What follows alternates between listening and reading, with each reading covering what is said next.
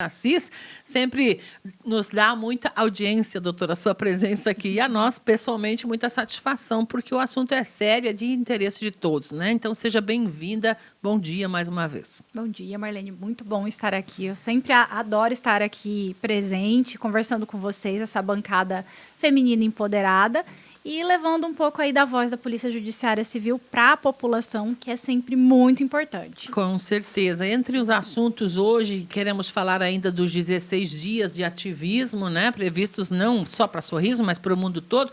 Mas vamos começar por uma operação que a senhora mesma nos lembrou aqui, Operação Agnus, realizada ao longo do mês passado todo. O que representa, o que foi essa operação e que resultados trouxe principalmente, né, doutora? Então, nós temos dois grandes meses do ano que são voltados ao combate à violência e exploração sexual contra crianças e adolescentes, que são o mês de maio e o mês de novembro. Então, esse ano houve uma intensificação do trabalho de todas as polícias, né? Mas eu posso falar pessoalmente, né, pela Polícia Judiciária Civil, uma ordem de operação nacional oriunda do Ministério da Justiça para a intensificação desse combate à exploração sexual de crianças e adolescentes. Então, esse trabalho preventivo que a gente sempre realiza aqui da Polícia Judiciária Civil, palestras, campanhas, panfletagens, né?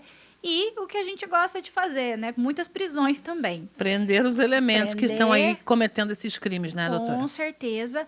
E foi um mês bastante expressivo. Eu estive de férias ali no meado do mês de novembro, mas nos dias que estive aqui, deu para realizar um trabalho bem interessante, e principalmente nesse aspecto que muitas vezes a população não enxerga, esse trabalho mais invisível da Polícia Judiciária Civil, que é lidar com o nosso passivo de inquéritos policiais, inquéritos e autos de investigação preliminar. Então, estou quase ficando vesga aqui, né, de tanto análise de inquérito, relatório, indiciamento para fazer. Mas essa parte é muito importante, é uma parte que, às vezes, eu até peco um pouco na divulgação, mas da quantidade de inquérito concluído, da quantidade de indiciamento, das condenações que são geradas, né, em virtude desse trabalho investigativo que a gente realiza.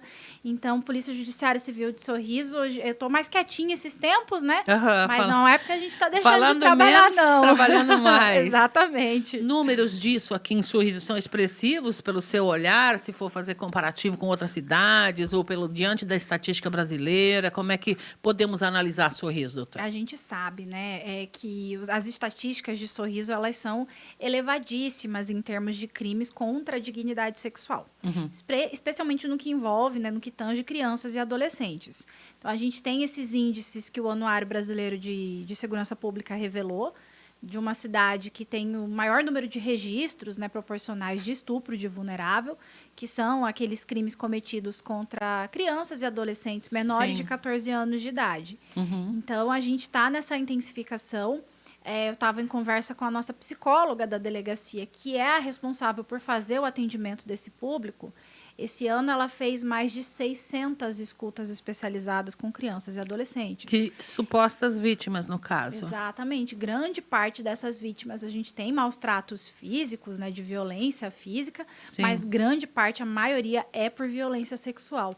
Então, os nossos índices, eles são altos mesmo, mas não é algo que deva assustar a população ou que mereça essa pecha que Sorriso ganhou. É a capital do estupro. Não é assim que as coisas funcionam. A lógica da investigação de crimes contra a dignidade sexual é diferente, porque são crimes subnotificados, são crimes que as pessoas têm vergonha, têm medo, são coagidas para não denunciar. Então, cidades que têm altos índices de denúncia, de registros, de boletins de ocorrência, em realidade está conseguindo fazer uma campanha de conscientização e uma campanha de responsabilização mais intensa. Combatendo o crime, na verdade. Isso nesse significa tipo combate. É diferente de altas taxas de roubo, de tráfico, né, que não é algo desejado. Esses altos índices nesse tipo de crime envolvendo violência doméstica, sexual... São buscados pela autoridade. A gente precisa que os índices fiquem altos mesmo. É importante ressaltar, às vezes as pessoas não nos entendem muito bem, né? Quando a gente traz a informação e tenta deixar a todos informados. É importante essa fala sua de explicar nesse sentido, que também as pessoas precisam notificar para que a polícia possa trabalhar, a autoridade possa organizar as coisas, e a rede protetiva também tem atuado fortemente aqui, né, doutora? Exatamente. Isso já nos permite um gancho gancho aí para o assunto efetivo aí da nossa... Os 16 dias de que são ativismo. Os 16 dias de ativismo, também uma pauta super importante no combate à violência doméstica.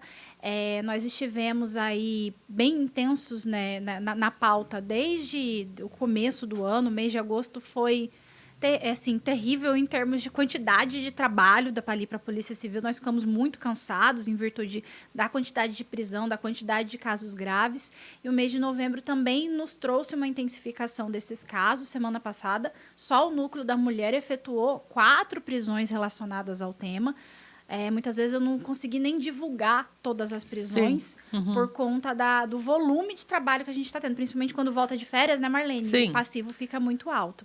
E nesse aspecto, algo que tem me preocupado muito aqui em Sorriso, e olha que a gente está sempre aqui, né, dando as caras para a população, dando satisfação do serviço que a gente está prestando, mas a subnotificação em crimes de violência de gênero ainda está muito alta. As pessoas ainda procuram um pouco a autoridade. Procuram um pouco, às vezes chega por via transversa, alguém que tomou conhecimento, olha, eu tenho uma conhecida que está sofrendo, está sendo vítima de um crime assim, assim, assado, e a pessoa não vem para procurar a polícia, a gente fica sem elemento para iniciar uma investigação. Nesse contexto, é um crime que eu gostaria de destacar, explicar para a população a importância do combate, é o crime de perseguição. Perseguição às mulheres, no caso. Aquele caso do ex que não quer deixar ela seguir a vida. Exatamente. E não é só o ex que comete crime de stalking. Um crime de stalking também é cometido, muitas vezes, por predadores sexuais. Predadores sexuais que estão iniciando a sua jornada criminosa, que estão iniciando uma campanha de aliciamento, que vão ali, violam a residência da vítima, espiona, persegue, busca conhecer a rotina, ligações incessantes, rede social é terrível também. E as pessoas precisam começar a levar a sério esses crimes de stalking e trazer ao nosso conhecimento.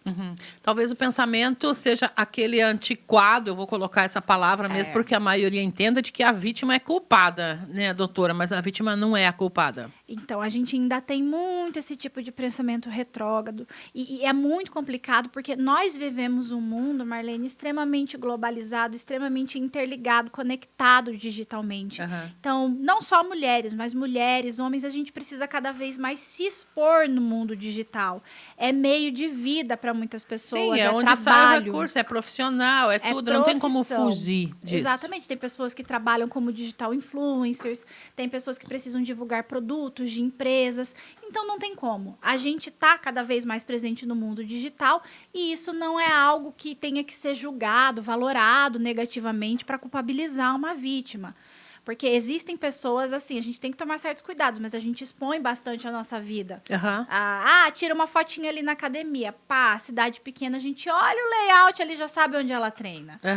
Postou uma fotinha no salão de beleza. Olhou ali, já sabe. Então, tá cada vez mais perigoso esse tipo de interação, esse tipo de contato. E muitos perseguidores, muitas pessoas que têm essa fixação obsessiva por outras, elas se valem dessas informações para construir todo um cenário aterrorizante para a vítima de perseguição e sufocamento. E o objetivo desse criminoso qual é, geralmente, doutora? Muitas vezes a gente tem ali alguém que está com uma fixação amorosa, que quer manter um relacionamento ou quer iniciar um relacionamento com alguém.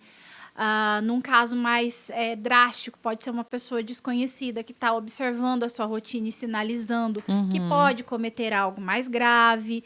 Muitas vezes pode ser uma pessoa mal intencionada que olha assim, esse grupo, esse perfil de vítima está procurando emprego num determinado setor, eu vou me fingir, vou me passar como alguém que está querendo o trabalho auxiliar, contratar, mas na verdade é para aliciar, para violar sexualmente. Então a gente tem que tomar muito cuidado. Ficar atento e denunciar se descobrir que houve o golpe ou a tentativa. Até porque esse tipo de delito deixa muito rastro digital.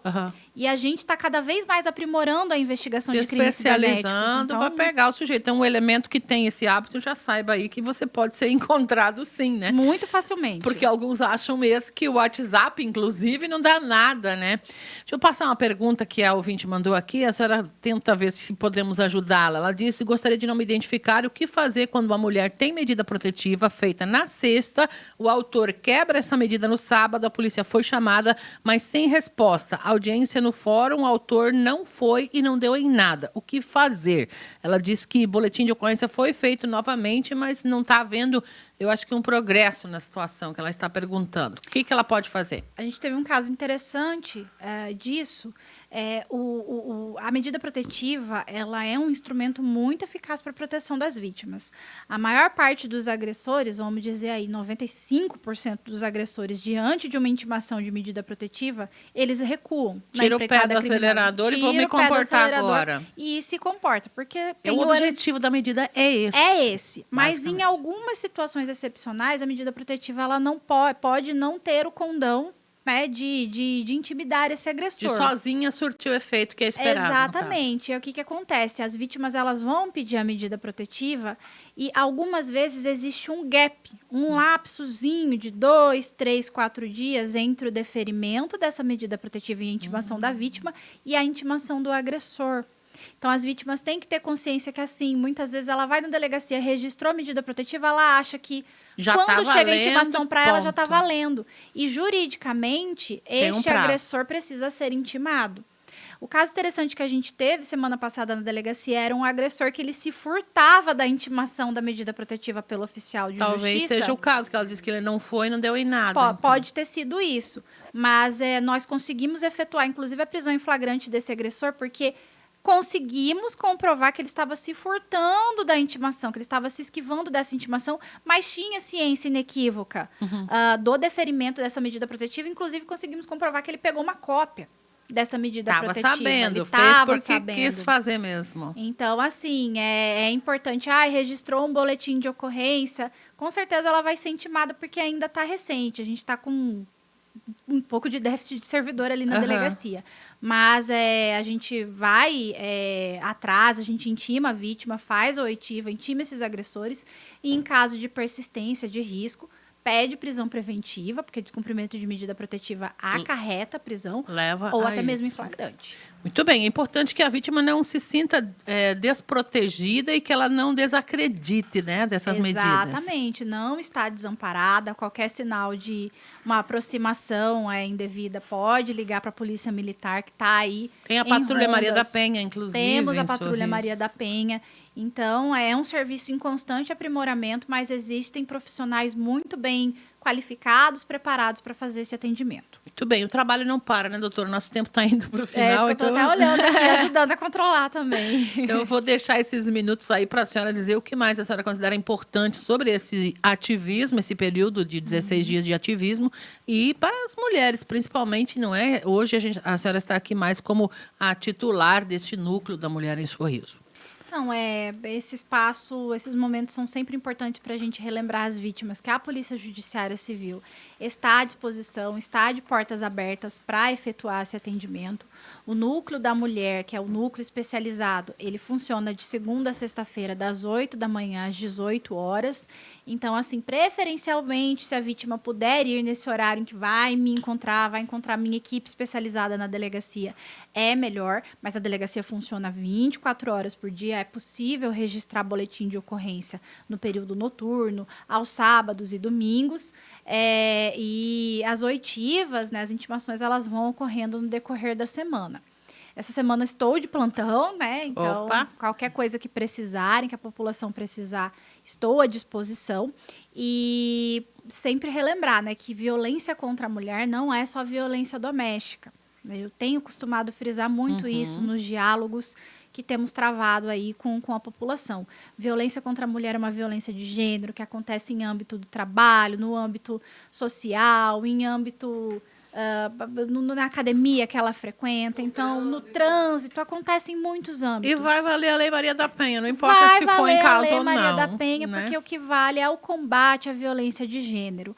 E não tenham medo de denunciar, não tenham receio de procurar a delegacia. Nossa equipe está lá para acolher, jamais para julgar a vítima, para revitimizar. Esse tipo de prática nefasta não existe na Polícia Judiciária Civil. A gente combate, qualifica a nossa equipe constantemente para que isso não aconteça. Não tenham vergonha, não tenham medo. O silêncio é perigoso. A omissão é perigosa para a mulher. Sim. Então, procurem ajuda na Polícia Judiciária Civil. Perfeito, muito obrigada, doutora Jéssica Assis, ela que é a titular da Delegacia da Polícia Judiciária Civil de Sorriso,